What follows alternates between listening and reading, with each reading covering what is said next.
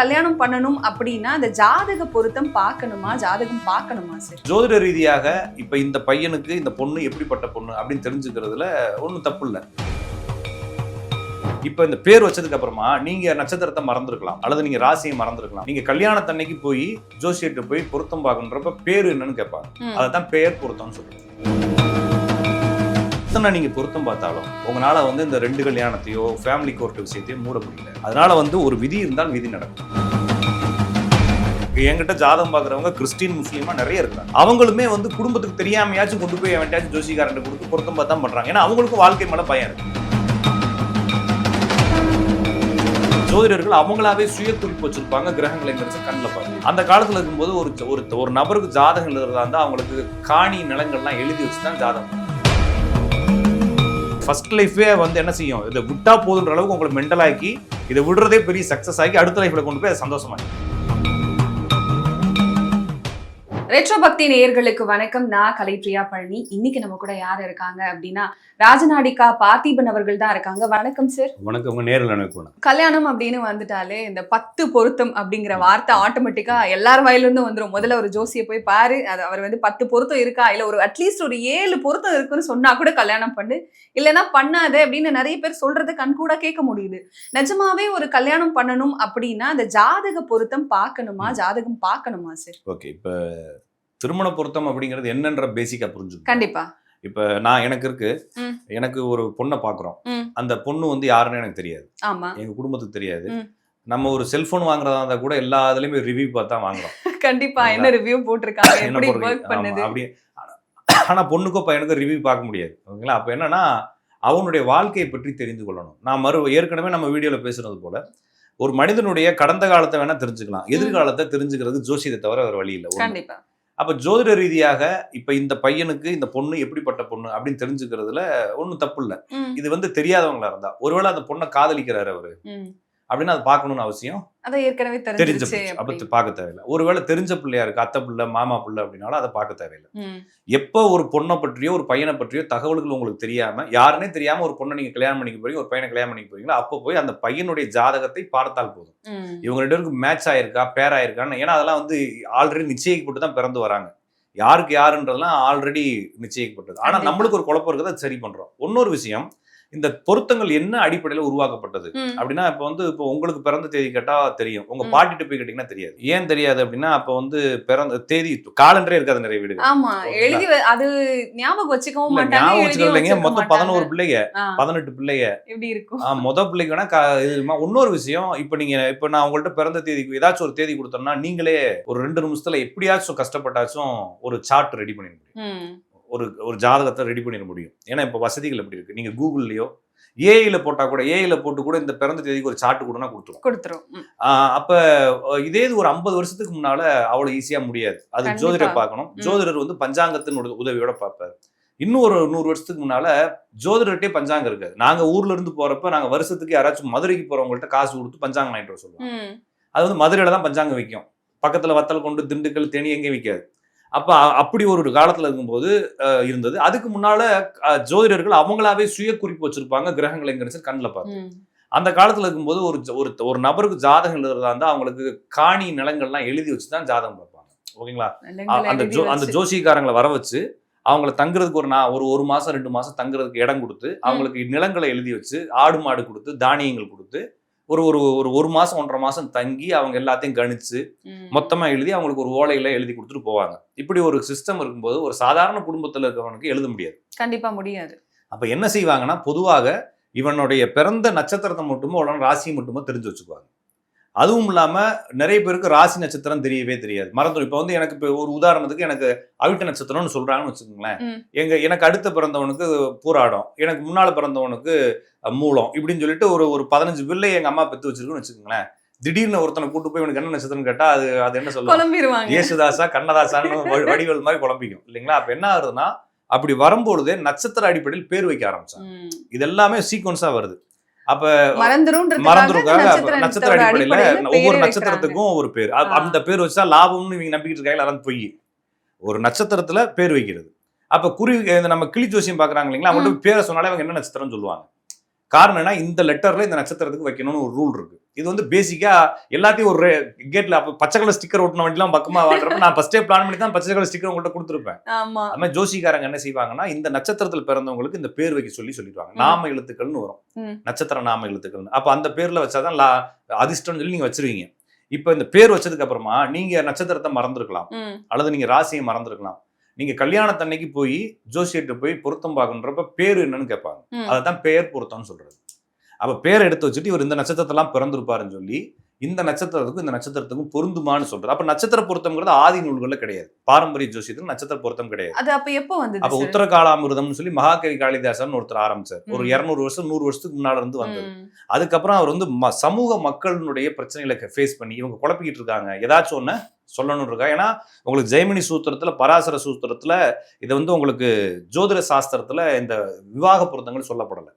இதை வந்து மனப்பொருத்தம்னு சொல்லிட்டு கிருக சாஸ்திரம்னு ஒண்ணுங்க. எல்லாத்துக்கும் தனித்தனி சாஸ்திரம். கிருக சாஸ்திரம்னா குடும்பம் நடத்துறதுக்கான சாஸ்திரம். அந்த சாஸ்திரத்துல இந்த மனப்பொருத்தங்கள் சொல்லப்படுது. அந்த மனப்பொருத்தங்கள் வந்து ஆண் எவ்வளவு உயரம் இருக்கணும், அந்த ஆணுக்கு எவ்வளவு உயரம் கம்மியாவோ கூடயோ பெண் இருக்கணும், அது எல்லாமே இருக்கு. அது மாதிரி அது வேற சாஸ்திரம். ஜோசியத்துக்கு அதுக்கு சம்மந்தம் இல்லை. வெயிட் வரைக்கும் இவ்வளவு பேலன்ஸ் வெயிட் இருக்கணும், அவங்களுடைய கலர் நிறம் எப்படி இருக்கணும், பல்லுடைய சைஸ், இப்ப பல்லு பார்த்து வாங்குறதுன்னு சொல்றான், அந்த மாதிரி வாங்கிட்டு வருவது. ஓகேங்களா? அப்ப அப்படி இருந்தது. அது மட்டும் இல்லாம அந்த காலத்துல இப்ப திருமணம்ங்கிறது வந்து இப்ப ராமர் வந்து பெரிய முரட்டாளா இருக்கிறாரு, வில்லெல்லாம் உழைக்கிறாரு, அப்படித்தான் பாக்குறோம். சீதாவை வந்து நல்ல சேலையெல்லாம் கட்டி பெருசா கொண்டையெல்லாம் போட்டுருந்தான், அப்படிதான் அந்த சுயவரம் பாக்குறோம். ஆனா உண்மையிலேயே ராமருக்கு 11 வயசு, சீதாவுக்கு 7 வயசு தான் கல்யாணம் நடந்துச்சு. அப்ப எப்படி இருந்திருப்பாங்க? ஆமா. அப்ப அந்த டயத்துல வந்து அவங்களை ஆளை வச்செல்லாம் பார்க்க முடியாது. அந்த பிள்ளை எப்படி வளர்ந்து வரும்னு தெரியான்றப்ப ஆள் பிடிச்சு போயிருந்தா, அவங்க குடும்பம் பிடிச்சு போயிருந்தா, அவங்களோட பொருளாதார நிலை பிடிச்சு போயிருந்தா, இது மாதிரி சில சாஸ்திரங்களை பார்த்து கல்யாணம் பண்ணிக்கன்னு சொன்னாங்க. அதுக்கப்புறம் மாறி இப்ப நான் இப்போ இது எங்க ஊர்ல அந்த கிழக்கு தெருவில் இருக்கக்கூடிய 4வது வீட்டு பொண்ணு எப்படின்னு எனக்கு தெரியும்.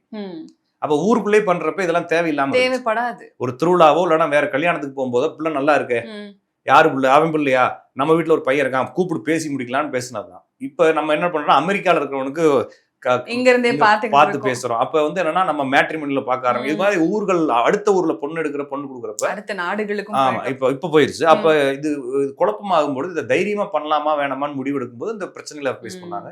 அப்ப திருமண பொருத்தம் அப்படிங்கிறது உங்களுடைய பயத்தை போக்கிக் கொள்வதற்கான தானே தவிர அதுல ஒரு உண்மையும் கிடையாது.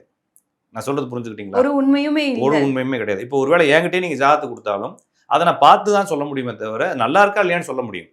சரிங்களா? ஒரு நல்லா இருக்கு. இப்போ ஒரு உதாரணத்துக்கு நான் சொல்றேன். ஒரு பெண் ஜாதகத்தை கொடுக்குறாங்க. சரி. அந்த பிள்ளைக்கு 2 கல்யாணம் இருக்குன்னு அந்த பெண் ஜாதகத்துல இருக்கு. அப்ப அந்த பொண்ணுக்கு வந்து இப்ப 24 வயசு ஆகுது. இப்ப அந்த பொண்ணுக்கு ஒரு மாப்பிள்ளை கொடுக்குறாங்க. இப்ப அந்த மாப்பிள்ளை நல்லா இருக்கா நல்லா இல்லையான்னு கேக்குறாங்க. அப்ப இந்த பிள்ளைக்கு 2 கல்யாணம் ஆகணும்ல, அது நல்லா இருக்குன்னு சொன்னா நல்லா இல்லைன்னு சொன்னா என்ன நடக்க போகுது? 2 கல்யாணம் நடந்தா ஆகும். அதான லாஜிக். அப்ப ஒருவேளை நான் அப்புறம் மாத்திரதா இருந்தா நான் என்னோட லாஜிக் தப்பு, 2 கல்யாணம் லாஜிக் கண்டுபிடிச்ச லாஜிக், என்னோட ரூல்ஸ் எல்லாம் தப்பு. அப்ப என்னோட ரூல்ஸ் மேல நம்பிக்கை இருந்துச்சுன்னா நான் என்ன செய்ய போறேன்னா, இந்த பிள்ளைக்கு யார் எப்படி கல்யாணம் பண்ணி வச்சாலும் குடும்ப வாழ்க்கை வீணா போயிடும் அப்படின்னு நான் சொல்ல போறேன். இவங்க என்னன்னா என்கிட்ட நிறைய பேர் என்கிட்ட வரமாட்டாங்க, இது வரைக்கும் வருவாங்க, வந்துட்டு எல்லாமே ஆமா அபசகமும் இல்ல ஓன் ஜகனத்தை தான் பேசுறேன்ற மாதிரி. அப்ப நான் வரப்ப சொல்லிடுவேன், இந்த பிள்ளைக்கு 2 கல்யாணம், நீ யாரை பார்த்து பண்ணாலும் அதுதான் நடக்கும். அப்ப நல்ல மாப்பிள்ளை எடுத்து கொடுங்க, இந்த நட்சத்திரத்தில் பண்ணி கொடுங்க, அந்த நட்சத்திரத்தில் பண்ணி கொடுங்க, இந்த ஊர்ல இத்தனாவது தேதியில கல்யாணம் பண்ணலாமா அப்படின்வாங்க. நீ வந்து எத்தனாவது தேதியில கல்யாணம் பண்ணாலும் இந்த பிள்ளைக்கு 2 கல்யாணம் ஜாதகத்துல. அப்ப எப்படி நம்ம பொருத்தத்தை பாக்குறதுன்னா அவ்வளவுதான், சோழி முடிஞ்சு. இதை எப்படி சரி செய்யறது? சரி செய்யவே முடியாது. ஒரு கதை இருக்குங்க. ஒருத்தன் வந்து தீரா கடன்ல மாட்டிக்கிட்டான்.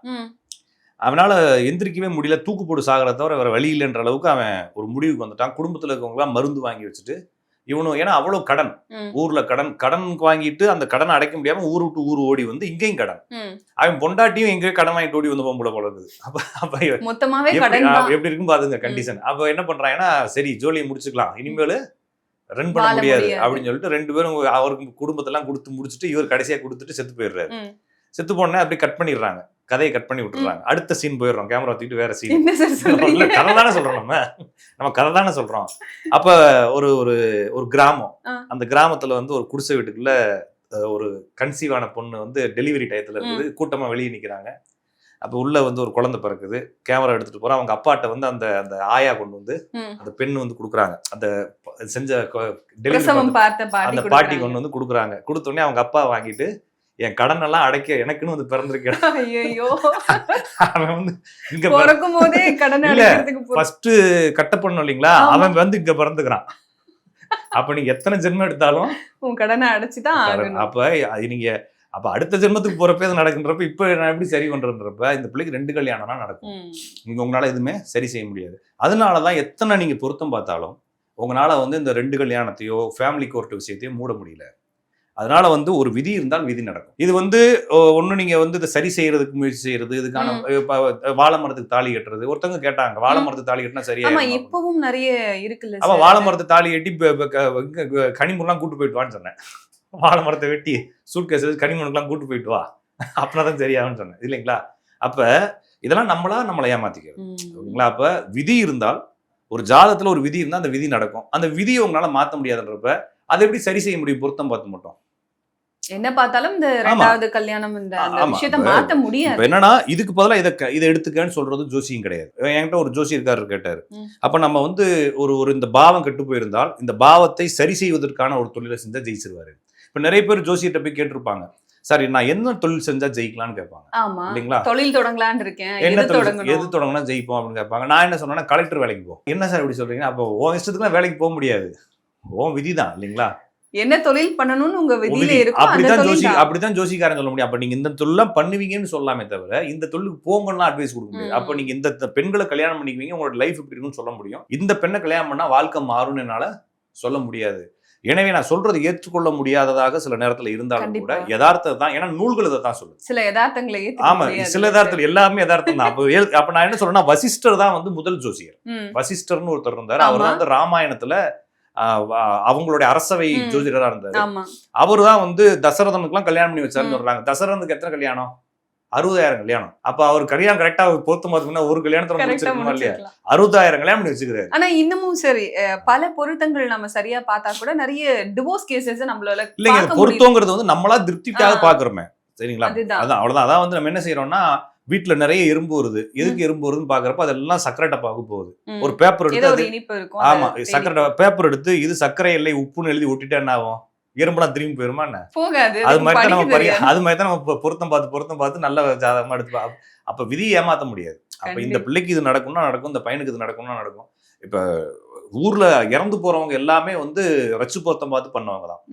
ரச்சுங்கிறது தாலி பொருத்தம். ரச்சு பொருத்தம் பார்த்து பண்ணவன் குடும்பத்துல தானே மரணம் விழுது. எல்லாரும் பார்த்தானே பண்றாங்க. இப்ப என்கிட்ட ஜாதகம் பாக்குறவங்க கிறிஸ்டின் முஸ்லீமா நிறைய இருக்கிறாங்க. அவங்களுமே குடும்பத்துக்கு தெரியாமையாச்சும் கொண்டு போய் அவன்டாச்சும் ஜோசிக்காரன் கொடுத்து பொருத்தம் பார்த்தா பண்றாங்க. ஏன்னா அவங்களுக்கும் வாழ்க்கை மேல பயம் இருக்கு. ஏன்னா அவங்க எல்லாமே இந்த மரபுல இருந்து வந்தவங்கன்றதுனால அந்த ஆசை இருக்கு. நம்ம ஜாதகத்தை கொடுத்து அப்படின்ற மாதிரி வீட்டுக்கு தெரியாது சார், பிறந்த தேதி மட்டும் வாங்கிட்டு பார்த்து சொல்லுங்கன்றவங்க இருக்காங்க. அப்ப அவங்களும் நம்பித்தான் செய்யறாங்க. அப்ப எல்லா குடும்பங்களும் நம்பி செய்யும் பொழுது இது என்னன்னா, இது ஜோசியத்தின் மேல குறை இல்லை, ஜோதிடத்தை கையில வச்சிருக்கவங்களுடைய குறை. ஜோசியத்தை பார்க்கணும்னு ஆசைப்பட்டு போறவங்களுடைய குறை. அவங்க ஆசைக்கு கேட்கறாங்க, இவர் ஆசைக்கு சொல்றாரு அப்படின்ற மாதிரி இருக்கலாம். தவிர நீங்கள் என்ன பொருத்தம் பார்த்து செய்தாலும் விதி சரியானதாக இருக்கும். ஒருவேளை விதி நல்லா இருக்குன்னு தெரிஞ்சு போச்சுன்னு வச்சுக்கோங்க, ஜாதகம் பார்த்தோன்னே இந்த பையன் யாரை கல்யாணம் பண்ணாலும் நல்லா இருப்பான் அப்படின்னு தெரிஞ்சு போச்சுன்னா நீங்க பொருத்தமே பார்க்க தேவையில்லை. எத்தனை பேர் பொருத்தம் பார்க்காம கல்யாணம் பண்றவங்க நல்லா தானே இருக்கிறாங்க. அவங்க காரணம்னா அவங்க அப்படி இருக்காங்க. பொருத்தம் பார்த்து பண்ணவங்க கெட்டு போயிடுறான், பொருத்தம் பார்க்காம போன்றவங்க கெட்டு தான் போறாங்க. அவங்களுக்கு விதி இருக்குது நடக்குது. அப்ப விதியை தெரிந்து கொள்வதற்கு ஜோசியத்தை போகலாம். அப்போ ஒரு ஜாதகர்கிட்ட போயிட்டு நீங்க ப்ராப்பரா இந்த ஜாதகத்துல என்ன இருக்குன்னு ஃபர்ஸ்ட் உங்க குடும்பத்துல இருக்கக்கூடிய, இப்ப எனக்கு ஒரு பையன் இருக்கானா, எனக்கு ஒரு பொண்ணு இருக்குன்னா அவங்களுடைய ஜாதகத்தை கொடுத்து இவங்களுடைய ஃபேமிலி லைஃப் எப்படி இருக்குன்றதை தெரிஞ்சுக்கிட்டு அது ப்ராப்பரா இருந்தால் நீங்க பண்ணலாம். ஒருவேளை 2 கல்யாணம் சொல்லிட்டு என்ன பண்றது? ஒண்ணுமே பண்ண முடியாது, நடந்துதான். ஆமா, அப்ப நம்ம மனசுக்குள்ள போட்டுக்கிட்டு புடுங்கிக்கிட்டே இருக்க வேண்டியதான். சரிங்களா? அப்ப எத்தனை பேருக்கு நோய் வந்துருது, என்ன செய்யறாங்க? ஒண்ணும் பண்ண முடியாது, கஷ்டப்படுறாங்க, போய் ட்ரீட்மெண்ட் எடுக்கிறாங்கன்ற மாதிரி இதையும் அப்படிதான் எடுத்துக்கணும். இது அவங்க ஃபர்ஸ்ட் லைஃப் கடந்து செகண்ட் லைஃப் போய் அந்த ஃபர்ஸ்ட் லைஃபே என்ன செய்யும், இதை விட்டா போதுன்ற அளவுக்கு உங்களை மென்டலாக்கி இதை விடுறதே பெரிய சக்சஸ் ஆகி அடுத்த லைஃப்ல கொண்டு போய் அதை சந்தோஷமாக்கிடும். அது தெரிஞ்சால், வயசானவங்க தெரிஞ்சா கொஞ்சம் அமைதியா இருந்து, சின்ன பசங்களும் சொல்லி புரிய வச்சு முடியாது, குழப்பிக்குவாங்க. அதனால பெரியவங்க தெரிஞ்சுட்டு அமைதியா இருக்கணும். இவ்வளவுதானே தவிர நீங்க நட்சத்திர பொருத்தம் அப்படிங்கிறதெல்லாம் சும்மா மனசை திருப்திப்படுத்தியிருக்காது, அது உண்மை இல்லை. கண்டிப்பா சார். இதை விட தெளிவா சொல்ல முடியுமா அப்படின்னு தெரியல. ஏன்னா பலருமே இந்த ஒரு விஷயத்துக்காக தான் ரொம்ப குழம்பி போயிருக்காங்க. இதை கேட்கும் போது ஓரளவுக்கு அவங்களுக்குள்ள ஒரு தெளிவு பிறந்திருக்கும் அப்படின்னு நினைக்கிறேன். ரொம்ப நன்றி சார். நன்றி, வணக்கம்.